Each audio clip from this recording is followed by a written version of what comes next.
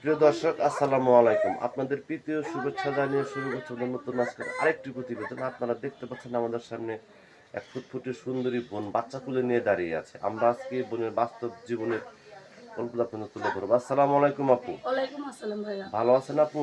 এই তো ভাই আল্লাহ রাখছে কোনো মতন। নাম কি আপনার? আসিয়া ভাই। নামটা অনেক সুন্দর। নামটা কে রাখছে আপনার? ভাই আমার আম্মা রাখছে। আপনার আম্মা আব্বু আছে?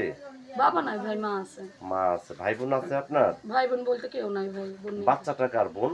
আমারই বাচ্চা ভাই। আপনার কি বিয়ে শাদী হয়েছিল? হ্যাঁ ভাই, আমার বিয়ে শাদী হয়েছিল। তো স্বামী কোথায়?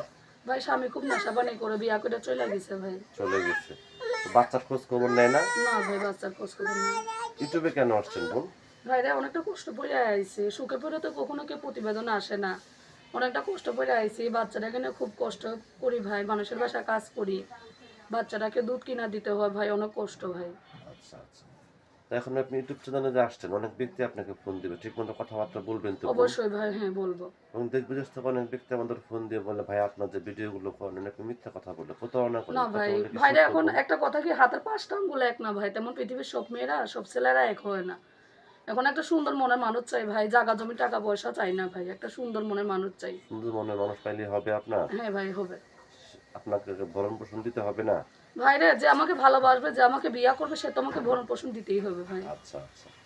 যেহেতু আপনি বিবাহিত একজন মেয়ে, আপনাকে তো বিবাহিত ছেলের ফোনটা দিবে, তাই না? হ্যাঁ ভাই, আমি চাই বয়স্ক মানুষই আমার পাশে দাঁড়াক ভাই, তো কারণ জোয়ান বয়স্ক পোলারা মানুষ ছেড়ে চলে কেন? যায় ভাই। বয়স্ক মানুষ কেন বোন?